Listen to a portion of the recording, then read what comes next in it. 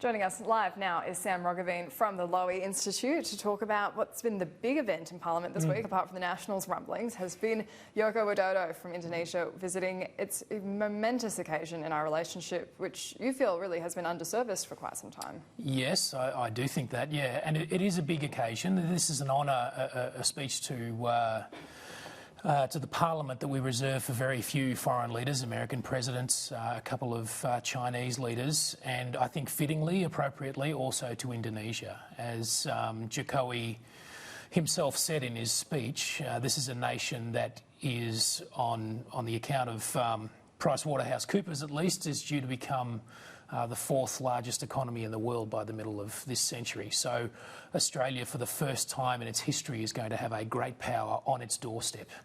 And that's really big news for Australia, and so it's fitting that we should have the closest possible relationship with Indonesia. He in fact said Australia is the closest friend of Indonesia.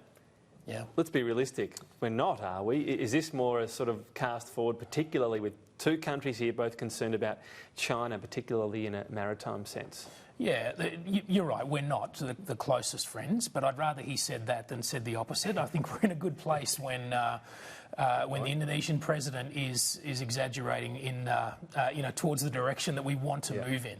And yes, the South China Sea angle is important here. It's interesting that it didn't come up in the speech, but it came up in the joint statement at the end of the visit. And I think it's absolutely in the interests of both Australia and Indonesia that maritime Southeast Asia remain open and free, and that means that China is inevitably going to be a major naval and maritime power in Southeast Asia. What Australia and Indonesia can do together is to ensure that it never becomes the dominant power in maritime Southeast Asia. That's an important national interest for both countries. It's something we can cooperate on, and it's something that I think we ought to have a much closer relationship about. And it seems like one of the things Joko Widodo might be looking for support from international partners in particular is the fact he's a moderate Muslim in a country that has some very strong radical Muslim elements. Do you think that was overshadowing the proceedings yesterday at all, this idea that we could work together collaboratively? He mentioned democracy and those kind of forces quite a few times. Yeah, indeed. But I would keep in mind that Indonesians tend to be allergic to any sense that foreign countries, and I think particularly Western countries like Australia, would somehow have any role to play in Indonesia's domestic politics. So I think we need to tread very warily there. Nevertheless, there's enormous potential there for Australia. And in fact, I would argue actually not only potential, but there's enormous risk there as well. So Australian politicians, I think, are in the habit of talking about Indonesia in the sense of this is a possible lost opportunity, with a huge middle class, growing economy. We can't let this slip. But it seems to me we also have to look at the risk side of the equation, which is to say that this is a massive country, as I said, a great power on our doorstep, and we cannot be in a situation where, 30 years from now, when Indonesia is, let's say, bigger than Japan in economic terms, that we don't have a really solid, friendly relationship with Indonesia.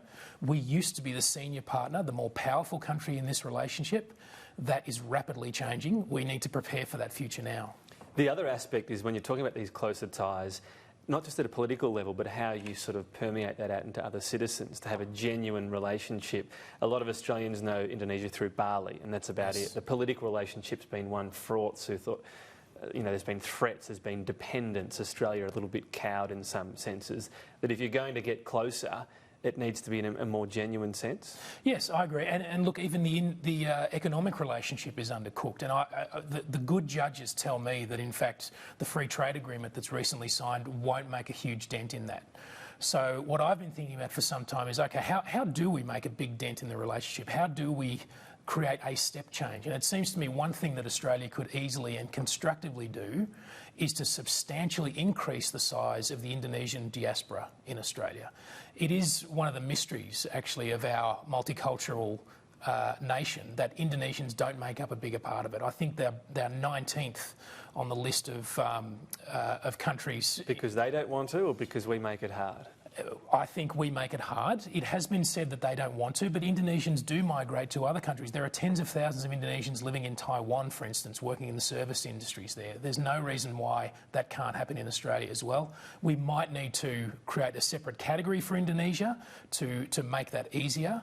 But look, Australia has a history actually of using its migration program for foreign policy ends. We did that after Tiananmen Square when Bob Hawke let the Chinese students stay.